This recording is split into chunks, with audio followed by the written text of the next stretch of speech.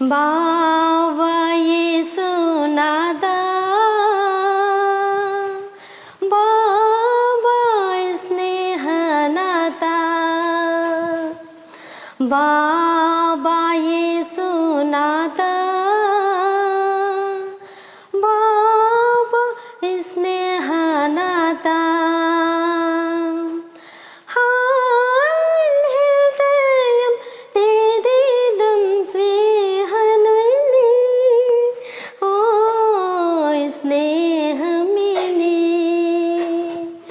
बाबा यीशु नादा, बाबा स्नेह नादा। जय यीशु। मेरा नाम खोदा रूनी है। मैं यजाली पारिस की रखने वाली हूँ और हम आज सालम टीवी चैनल लोग या इधर आए हुए हैं। बहुत खुश है।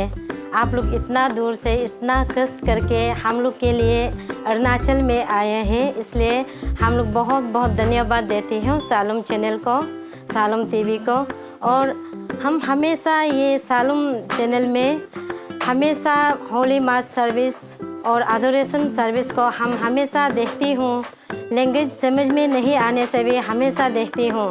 इसलिए मेरा प्रार्थना है कि सालम चैनल में हम लोग के लिए सुविधा के लिए, अरुणाचल वालों के लिए और ये नॉर्थ ईस्ट इंडिया के लिए आप लोग ओरिजिनल हिंदी मास सर्विस देने से, हिंदी लैंग्वेज में देने से और भी हम लोग के लिए सुविधा होगा। इसलिए हम प्रार्थना करती हूँ कि हम लोग के लिए जल्दी से जल्द सालम चैनल में ओरिजिनल हिंदी लैंग्वेज में शुरू करने से ठीक है। प्रार्थना करते हैं कि जल्दी शुरू कर दीजिए। जय यीशु। पाया लिंचो।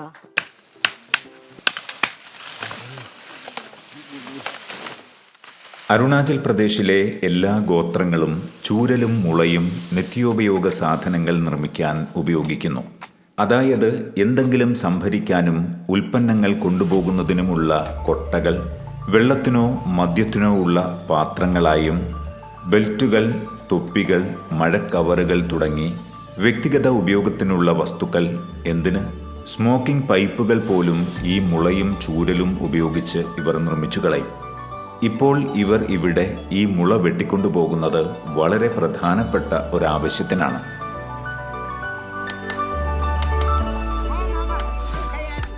എന്താണ് ഇവർ ഇവിടെ ഈ മുള കൊണ്ട് ഉപയോഗിക്കാൻ പോകുന്നതെന്ന് നമുക്ക് നോക്കാം. കൊണ്ടുവന്ന മുള നല്ല മൂർച്ചയുള്ള ഇവരുടെ ദാവു ഉപയോഗിച്ച്, അതായത് ഇവരുടെ വാളുകൊണ്ട് പിളർക്കുകയാണ്.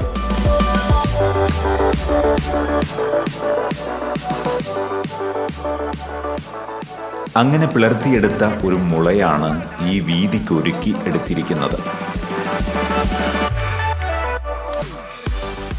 ആ മുളപ്പാളിയുടെ ഉള്ളിലുള്ള മുഴപ്പുകൾ ചെത്തിമിനുക്കിയെടുക്കുകയാണ്.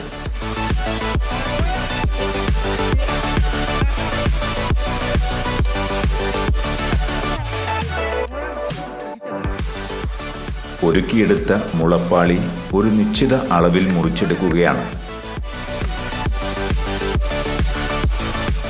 ഇനി ഇവർ ഇവിടെ കൊണ്ടുവന്ന് തയ്യാറാക്കിയെടുത്ത മുളയെ ഒന്നിടവിട്ടുള്ള പാളികൾക്കുള്ളിലേക്ക് തിരുകി ഉറപ്പിക്കുന്നു. ശ്രദ്ധിച്ചാൽ മനസ്സിലാകും, നമ്മുടെ വീട്ടിലൊക്കെ കുറച്ചുനാൾ മുൻപ് വരെ ഉപയോഗിച്ചിരുന്ന പായുടെ നിർമ്മാണ ശൈലിയിലാണ് ഇവർ ഇത് മെനഞ്ഞെടുക്കുന്നത്. പാളികൾ തമ്മിൽ ഒട്ടും വിടവില്ലാതെ ഇരിക്കാനായി അവരുടെ കൈവശമുള്ള ആയുധങ്ങളും തടിയുടെ മുട്ടുകളും ഉപയോഗിച്ച് കൊട്ടി തിരുകി മുറുക്കുകയാണ്. ഇപ്പോൾ നമ്മൾ നേരത്തെ പറഞ്ഞ പായുടെ ഒരു ലുക്കൊക്കെ ഇതിനു വന്നിട്ടുണ്ട്. പായുടെ മൂല പെട്ടെന്ന് വിട്ടുപോകാതെ ഇരിക്കാൻ മുള കൊണ്ട് തന്നെ തയ്യാറാക്കിയ വള്ളികൾ ഉപയോഗിച്ച് മൂല മാത്രം കെട്ടി ഉറപ്പിക്കുകയാണ്. ഇങ്ങനെ 4 മൂലകളും നല്ല ടൈറ്റായിട്ട് കെട്ടും. പിന്നെ അതത്ര പെട്ടെന്നൊന്നും വിട്ടുപോരുകയില്ല. നല്ല ഭംഗിയുള്ള ഡിസൈനായി രൂപപ്പെട്ടിരിക്കുന്ന ഈ മുളയുടെ പായ് കൊണ്ട് ചെയ്യാൻ പോകുന്നത് എന്താണെന്ന് കാണുന്നതാണ് ഇതിൻ്റെ ക്ലൈമാക്സ്.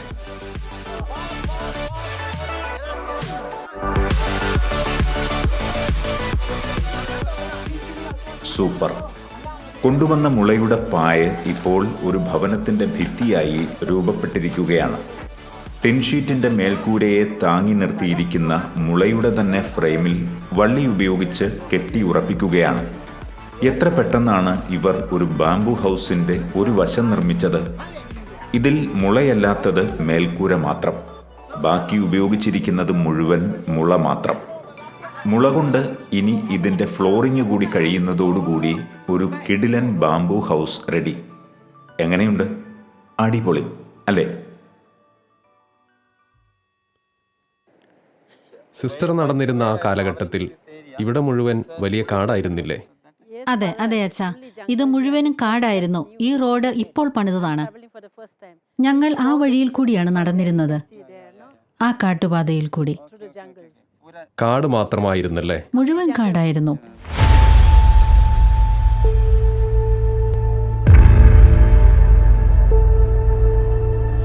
ഇപ്പോൾ നമ്മളോടൊപ്പം ഉള്ളത് സിസ്റ്റർ ഡൊറോത്തി ഹസ്വാരി SCC ഹോളി കോസ്റ്റ് കോൺഗ്രിഗേഷൻപ്പെട്ട സിസ്റ്ററാണ്. സിസ്റ്റർ 1990 ഫസ്റ്റ് പ്രൊഫഷൻ കഴിഞ്ഞു. അതിനുശേഷം 90 മുതൽ 93 വരെ ആസാമിൽ വർക്ക് ചെയ്തു. 93 ആസാമിലെ സിലാപത്തർ എന്ന് പറയുന്ന സ്ഥലത്ത് സിസ്റ്റർക്ക് അപ്പോയിൻമെൻറ്റ് കിട്ടി. സിസ്റ്ററിൻ്റെ ജീവിതത്തിൽ ആകെ മാറ്റം വരുത്തിയ ഒരു അപ്പോയിൻമെൻ്റ് ആയിരുന്നു അത്. അന്ന് മുതൽ സിസ്റ്റർ അരുണാചലിൻ്റെ പല പ്രദേശങ്ങളിൽ യാത്ര ചെയ്യുന്നുണ്ടായിരുന്നു. നമ്മളിപ്പോൾ മണികോഗ് എന്ന് പറയുന്ന വില്ലേജിലേക്കുള്ള വഴിയിലാണുള്ളത്. കായിങ് എന്ന് പറയുന്ന വില്ലേജിൽ നിന്ന് പാരീഷിൽ നിന്നും ഏതാണ്ട് 150 കിലോമീറ്റർ ദൂരെയാണ് നമ്മളുള്ളത്. 94 സിസ്റ്റർ താത്തോ എന്ന് പറയുന്ന വില്ലേജിലേക്ക് നടന്നു വന്നു. അതിനുശേഷം പല അവസരങ്ങളിൽ ഈ വില്ലേജിൽ എത്തിയിരുന്നു. അന്ന് 150 കിലോമീറ്റർ കാൽനടയായിട്ട് വന്ന് ഇവിടെ മറ്റ് ആൾക്കാരോടൊപ്പം വന്ന് ക്രിസ്തുവിനെ പ്രഘോഷിച്ച ഒരു സിസ്റ്ററാണിത്. നമുക്ക് സിസ്റ്ററിൻ്റെ ജീവിതത്തിലേക്ക് ഒന്ന് കടന്നു ചെല്ലാം. സിസ്റ്ററിൻ്റെ അനുഭവങ്ങൾ നമുക്ക് ഒന്ന് കേൾക്കാം. സിസ്റ്റർ, നമ്മളിവിടെ എത്തിയപ്പോൾ സിസ്റ്റർ പറഞ്ഞു, ഈ സ്ഥലം സിസ്റ്ററിനെ സംബന്ധിച്ച് വളരെ പ്രത്യേകതയുള്ളതാണെന്ന്. അതെ. എന്തുകൊണ്ടാണ് ഈ സ്ഥലം വളരെ പ്രത്യേകതയുള്ളതായി മാറിയത്? അതെ, ഈ സ്ഥലം എനിക്ക് വളരെ പ്രത്യേകതയുള്ളതാണ്. ഈ വഴി കാണുമ്പോൾ ഞാനത് ഓർക്കുന്നു. 1994 ഞാൻ ഈ പ്രദേശത്തേക്ക്, പ്രത്യേകിച്ച് താത്തോയിൽ എത്തിയത്. 1997 ഞാൻ ഈ പ്രദേശത്തേക്ക് വന്നത്. 2003 ഡിസംബർ 9 ഈ സംഭവം നടക്കുന്നത്. മണിഗോഗിന് അപ്പുറമുള്ള കലേ എന്ന ഗ്രാമത്തിലെ ദേവാലയ വെഞ്ചിരിപ്പിനായിട്ടാണ് ഞങ്ങൾ പോയത്. വഴിയിൽ വെച്ച് 2 ആളുകൾ ഞങ്ങളെ തടഞ്ഞു. ഞങ്ങൾ എവിടേക്കാണ് പോകുന്നതെന്ന് ചോദിച്ചു. ഞങ്ങൾ ഒരു മിഷന് പോകുന്നു, ദേവാലയ വെഞ്ചിരിപ്പാണ്. അദ്ദേഹം തടഞ്ഞുകൊണ്ട് പറഞ്ഞു, ഇല്ല, നിങ്ങൾ പോകില്ല. ആ സമയത്ത് ഞങ്ങളുടെ പുറകിലുണ്ടായിരുന്ന കാറ്റക്കിസ്റ്റ് എന്തുകൊണ്ടാണ് ഞങ്ങൾ മുൻപോട്ട് പോകാത്തതെന്ന് വിചാരിച്ച് മുമ്പോട്ട് കയറി വന്നു. അദ്ദേഹം ദേഷ്യപ്പെട്ട് ആരാണോ തടയുന്നതെന്ന് ചോദിച്ചു. തുടർന്ന് വലിയ വാഗ്വാദം നടന്നു. ഈ വഴിയിൽ ഇതാണ് ആ സ്ഥലം. അദ്ദേഹം തൻ്റെ കാല് കുറുകെ വെച്ച് ഞങ്ങളെ തടഞ്ഞു. നിങ്ങൾ ഇനി മുൻപോട്ട് പോകില്ല, തിരിച്ച് സിലാപത്തറിലേക്ക് പോകൂ എന്ന് പറഞ്ഞു. He said, you will not proceed from here. You will go back to Silapathar. So you will proceed as Atato Silapathar. You go ahead. എന്നാൽ കൂടെയുണ്ടായിരുന്ന കാറ്റക്കിസ്റ്റ് ദേഷ്യപ്പെട്ട് ഞങ്ങളെ തടയാൻ നീ ആരാണെന്ന് ചോദിച്ചു. ഇവർ മുന്നോട്ട് പോവുക തന്നെ ചെയ്യുമെന്ന് അദ്ദേഹം പറഞ്ഞു. നിങ്ങൾക്ക് ഇന്നർ ലൈൻ പെർമിറ്റ് ഉണ്ടോ എന്ന് അവർ ചോദിച്ചു. തീർച്ചയായും ഉണ്ടെന്ന് ഞങ്ങൾ പറഞ്ഞു. പിന്നീട് വലിയ വാഗ്വാദമാണ് അവിടെ നടന്നത്. ഞങ്ങളുടെ കാറ്റക്കിസ്റ്റ് അദ്ദേഹത്തിന്റെ കോളറിൽ കയറി പിടിച്ചു. ഞാൻ അവരെ തടയാൻ ശ്രമിച്ചു. ദേഷ്യം വന്ന ആ മനുഷ്യൻ കാറ്റക്കിസ്റ്റിനെതിരെ വലിയ വാൾ, ഏതാണ്ട് 1 മീറ്ററോളം നീളം വരും, വലിച്ചെടുത്തു. അവരുടെ അരയിൽ സൂക്ഷിക്കുന്ന ആ വാളോ? അതെ, അവർ അവരുടെ സുരക്ഷിതത്തിനായി എപ്പോഴും കൂടെ കൊണ്ടു നടക്കുന്നതാണ്. The protection, like wherever they go. അദ്ദേഹം വാൾ വലിച്ചെടുത്തു കാറ്റക്കിസ്റ്റിനെ വെട്ടാനായി വാൾ ഉയർത്തിയപ്പോൾ അദ്ദേഹത്തിന്റെ കാലിൽ വീണുകൊണ്ട് ഞാൻ പറഞ്ഞു, യേശുവിന്റെ നാമത്തിൽ ഞാൻ അപേക്ഷിക്കുന്നു, വെട്ടരുത്. ഉയർത്തിയ വാൾ ഉപയോഗിച്ച് ദേഷ്യം തീർക്കുവാൻ അടുത്തു കണ്ട പാറയെ അയാൾ ആഞ്ഞുവെട്ടി. വെട്ടിന്റെ ശക്തിയിൽ വാൾ 2 കഷണമായി പോയി. ഉടൻ തന്നെ ഞാനതെടുത്ത് കാട്ടിൽ ഒളിപ്പിച്ചു. എന്നാൽ അദ്ദേഹം വന്ന് അദ്ദേഹത്തിന്റെ വാൾ എവിടെയെന്ന് ചോദിച്ചു. അത് കിട്ടിയില്ലെങ്കിൽ കൊന്നുകളയുമെന്ന് പറഞ്ഞു. അത് കിട്ടിക്കഴിഞ്ഞപ്പോഴേക്കും ഗ്രാമത്തിലെ ആൾക്കാരും അവിടെ എത്തിയിരുന്നു. എന്നാൽ ഞങ്ങൾ ഈ സംഭവങ്ങളൊന്നും അവരോട് പറഞ്ഞില്ല. വന്നവരെല്ലാം സിസ്റ്ററിനോടൊപ്പം നിന്നോ? അതെ, എല്ലാവരും ഞങ്ങളെ സപ്പോർട്ട് ചെയ്തു, ആ 2 പേരൊഴികെ. യഥാർത്ഥത്തിൽ ഈശോയുടെ നാമത്തിലാണ് ഞാൻ പറഞ്ഞത്. ഈശോയുടെ നാമമാണ് അദ്ദേഹത്തെ സ്പർശിച്ചത്. എനിക്ക് ഒത്തിരി സന്തോഷം തോന്നുന്നു. ഏതാണ്ട് 15 വർഷങ്ങൾക്ക് ശേഷമാണ് ഒരിക്കൽ കൂടി മണിഗോങ്ങിലേക്ക് എത്തുന്നത്. ആ വ്യക്തിയെ കാണാൻ എനിക്ക് അതിയായ ആഗ്രഹമുണ്ട്. അപ്പോൾ സിസ്റ്റർ ആ വ്യക്തിക്ക് വേണ്ടി പ്രാർത്ഥിച്ചിട്ടുണ്ടാവുമല്ലേ? തീർച്ചയായും. അദ്ദേഹം ഇന്ന് നമ്മളോടൊപ്പമുണ്ട് എന്നതാണ് എൻ്റെ ഏറ്റവും വലിയ ആനന്ദം. എന്നാൽ അദ്ദേഹത്തെ കാണാൻ എനിക്ക് ഭാഗ്യമുണ്ടായില്ല. ഇന്ന് ബോയിട്ടാപ്പോ പറഞ്ഞു അദ്ദേഹം ഇവിടെ ഉണ്ടായിരുന്നുവെന്ന്.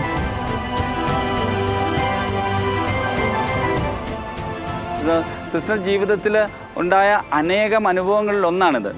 ഈ വഴിയിലൂടെ നടന്നു വന്നപ്പോൾ ഉണ്ടായ അനുഭവങ്ങൾ പലതും സിസ്റ്റർക്ക് പങ്കുവയ്ക്കാനുണ്ട്. നമുക്ക് ഇനിയും കേൾക്കാനുള്ള അവസരം ഉണ്ടാവും.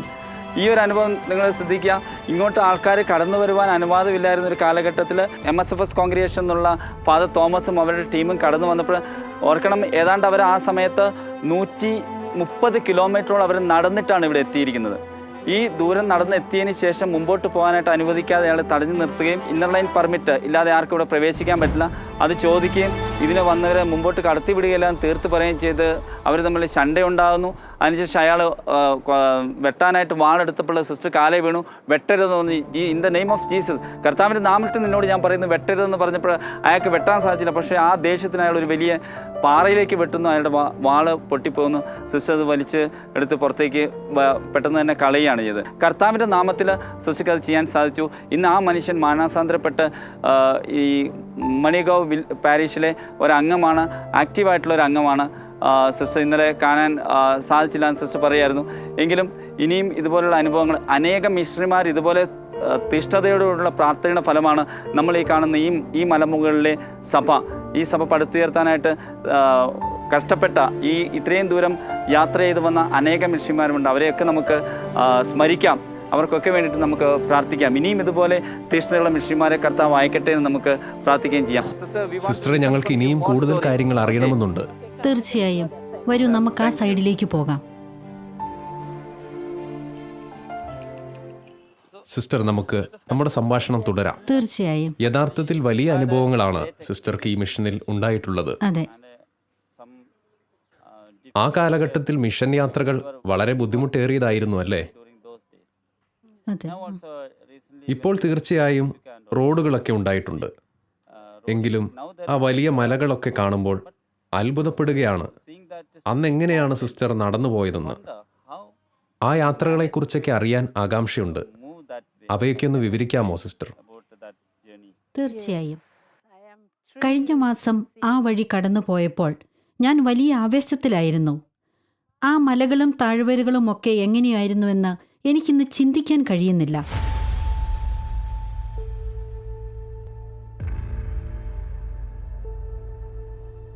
തൂക്കുപാലമൊക്കെ കയറുമ്പോൾ നമുക്ക് നേരെ നടക്കാൻ കഴിയില്ല. ഇടത്തോട്ടും വലത്തോട്ടും ആടിക്കൊണ്ടേയിരിക്കും. ചില സ്ഥലങ്ങളിൽ പാറകളിൽ കൂടെ നടക്കുന്നത് തവള ചാടുന്നത് പോലെയാണ്.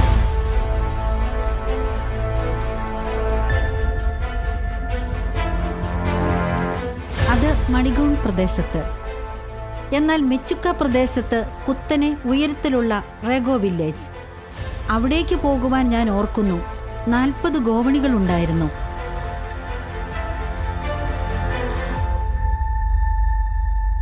മെച്ചുക്കയിൽ നമ്മൾ ഇപ്രാവശ്യം പോയി. അന്ന് അതെങ്ങനെയായിരുന്നുവെന്ന് എനിക്ക് ചിന്തിക്കാൻ കഴിയുന്നില്ല. 1994-95 കാലഘട്ടത്തിൽ ഞാൻ ഓർക്കുന്നു ഉയരത്തിലുള്ള ഒരു ഗ്രാമം, റെഗോ വില്ലേജ്. വലിയൊരു കാടായിരുന്നു. വലിയ പാറകളും ചില സ്ഥലങ്ങളിൽ ഗോവണികളുണ്ടായിരുന്നു. ചിലപ്പോൾ കാലുവയ്ക്കാൻ മാത്രമായി കല്ലിൽ കൊത്തിയുണ്ടാക്കിയവ. വിട്ടുപോയാൽ നമ്മൾ താഴ്ചയിലേക്ക് വീഴുക തന്നെ ചെയ്യും.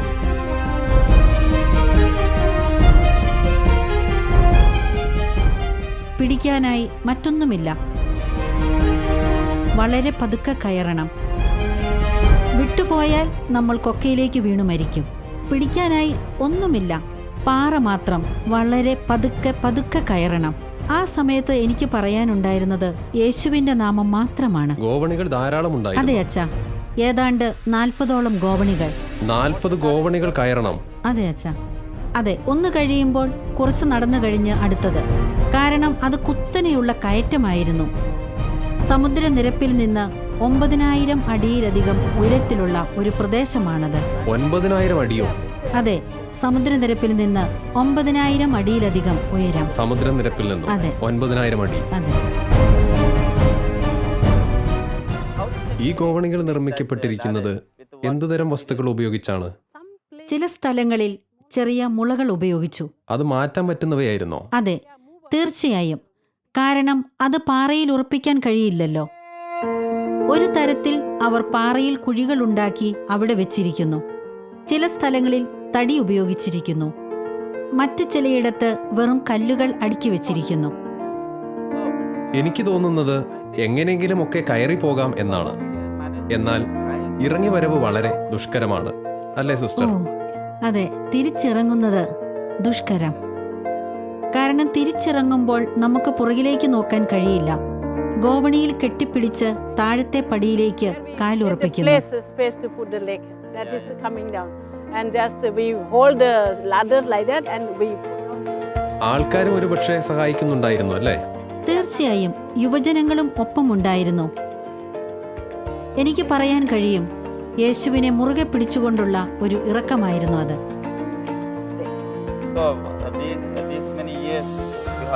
അപ്പോൾ ഈ കാലഘട്ടത്തിലെല്ലാം സിസ്റ്റർ അരുണാചൽ പ്രദേശിൽ വളരെ സാഹസികമായ ശുശ്രൂഷകൾ ചെയ്യുകയായിരുന്നു. അതെ.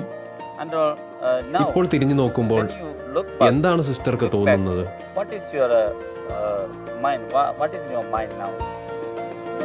ഇന്ന് ഞാൻ തിരിഞ്ഞു നോക്കുമ്പോൾ എൻ്റെ ജീവിതത്തിലെ ഏറ്റവും മനോഹരമായ കാലഘട്ടമായിരുന്നു അത്. ഞാൻ സിസ്റ്ററായി ഉടനെയായിരുന്നു അത്. എനിക്കൊരു മിഷണറി ആകണമായിരുന്നു. എനിക്കതിനുള്ള സാഹചര്യം ലഭിച്ചു. സന്യാസ വസ്ത്രം കണ്ടാൽ പിടിക്കപ്പെടുമെന്നുള്ളതുകൊണ്ട് സാധാരണ വേഷം ധരിക്കുവാൻ എന്നെ മദർ ജനറൽ അനുവദിച്ചു.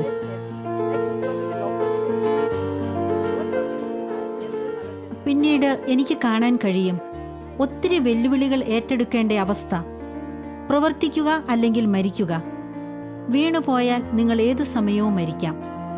എന്നാൽ ദൈവത്തിന്റെ പരിപാലന എനിക്ക് കാണാൻ സാധിച്ചു. കാവൽ മാലാഖയുടെയും മാതാവിന്റെയും സംരക്ഷണം ഒപ്പമുണ്ടായിരുന്നു. ആ ജീവിതത്തിലേക്ക് തിരിഞ്ഞു നോക്കുമ്പോൾ എനിക്ക് ദൈവത്തിന് നന്ദി പറയുവാൻ മാത്രമേയുള്ളൂ. പലപ്പോഴും മല കയറി തളർന്നെത്തുമ്പോൾ നമുക്കായി കാത്തിരിക്കുന്ന മനുഷ്യരെ നമുക്ക് കാണാൻ കഴിയും.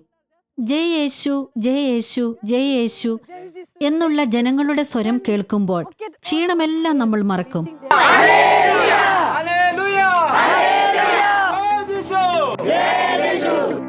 ഉടനെ അവർ കുടിക്കുവാൻ വെള്ളവും ചായയും ഒക്കെ കൊണ്ടുവരും. ചില അവസരങ്ങളിൽ 3 മണിക്കൂറൊക്കെ തുടർച്ചയായി മല കയറി വരുമ്പോൾ അവർ കൈ പിടിച്ച് അല്ലെങ്കിൽ കയറിട്ടു തന്ന് നമ്മളെ മുകളിലേക്ക് കയറ്റും.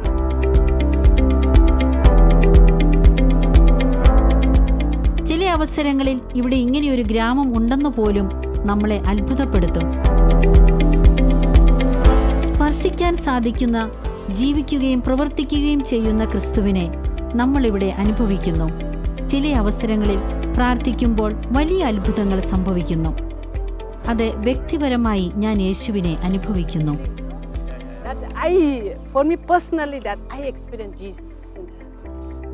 സിസ്റ്റർ, ഈ ഒരു മിഷനിൽ എപ്പോഴെങ്കിലും മരണത്തെ മുഖാമുഖം കണ്ടിട്ടുണ്ടോ? തീർച്ചയായും. ഞാൻ ബോറി മേഖലയിൽ പോയ അവസരത്തിൽ വലിയ രീതിയിൽ മൂടൽമഞ്ഞുണ്ടായിരുന്നു. സൂര്യപ്രകാശമേ ഇല്ലായിരുന്നു. കൂടാതെ തുടർച്ചയായ യാത്രയും. അവിടെ പോയപ്പോൾ എനിക്ക് 1-2 അനുഭവങ്ങളുണ്ടായി. അവിടെ മല കയറിക്കൊണ്ടിരുന്ന സമയത്ത് എനിക്ക് ശ്വാസതടസ്സം അനുഭവപ്പെട്ടു. ഞാൻ വിചാരിച്ചു, ഇനി എന്ത് ചെയ്യുമെന്ന്. എൻ്റെ മരണം അടുത്തിരിക്കുന്നു. എനിക്ക് മുൻപോട്ട് പോകുവാൻ സാധിക്കില്ല. ഞാൻ ഈശോ മറിയം യൗസേപ്പെ ചൊല്ലാൻ തുടങ്ങി. ഞാൻ മരിക്കുകയാണെങ്കിൽ നിങ്ങളോടൊപ്പം. ബോറി മേഖലയിലായിരുന്നു ആ സംഭവം. അവിടെ ഞാൻ കുറേ സമയം ഇരുന്നു. എങ്ങനെയൊക്കെയോ ആ സമയം ഞാൻ തരണം ചെയ്തു.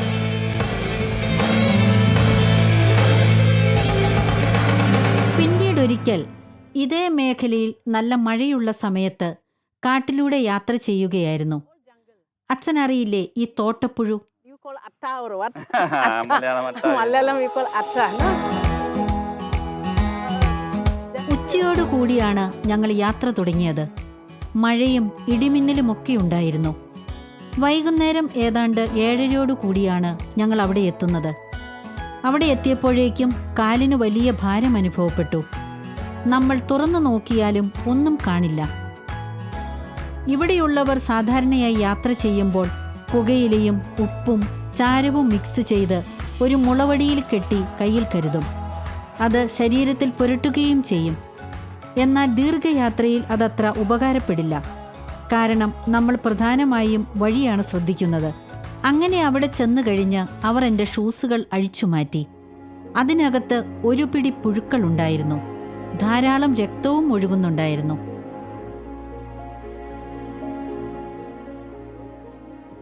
നടന്നു പോകുന്ന സമയത്ത് വഴിയിൽ തന്നെ ശ്രദ്ധിക്കണമായിരുന്നു അല്ലേ? അതെ അതെ, റോഡിൽ മാത്രം ശ്രദ്ധിക്കണം, കാലിലല്ല. അല്ലെങ്കിൽ വലിയ അപകടം സംഭവിക്കാം. അതെ അതെ അതെ. Then when I came by Silapatra, അങ്ങനെ ഞാൻ സിലാപത്രിൽ തിരിച്ചെത്തിയപ്പോൾ എനിക്ക് മഞ്ഞപ്പിത്തം പിടിപെട്ടു. എനിക്ക് രക്തമില്ലായിരുന്നു. എനിക്ക് കാണാൻ കഴിയും, കാലിൽ കൂടിയൊക്കെ രക്തം ഒഴുകുകയായിരുന്നു. ഏതാണ്ട് രാത്രി 7:30 കൂടി ഞങ്ങൾ വില്ലേജിൽ തിരിച്ചെത്തി. എനിക്ക് മുന്നോട്ട് നീങ്ങുവാൻ ശക്തിയില്ലായിരുന്നു. പക്ഷെ എന്തൊക്കെയാണെങ്കിലും പിറ്റേ ദിവസം ഞങ്ങൾ സിലാപത്രിലേക്ക് തിരിക്കാമെന്ന് തീരുമാനിച്ചു. So you had a great experience. അപ്പോൾ സിസ്റ്റർക്ക് വലിയ അനുഭവങ്ങളാണ് ഈ മിഷനിൽ ഉണ്ടായത്. Experience. ഈ അനുഭവങ്ങളൊക്കെ സിസ്റ്ററിനെ വളരെ ധൈര്യവതിയാക്കി. അതെ അതെ അതുപോലെ ദൈവത്തിലുള്ള വിശ്വാസവും വർദ്ധിപ്പിച്ചു. Faith in God as well. അതെ. ഇത്തരം അനുഭവങ്ങളൊക്കെ സിസ്റ്ററിൽ നിന്ന് കേട്ടതിൽ ഞങ്ങൾക്ക് വലിയ സന്തോഷമുണ്ട്. അത് പുതുതലമുറയ്ക്ക് വലിയ പ്രചോദനമാവുകയും ചെയ്യും.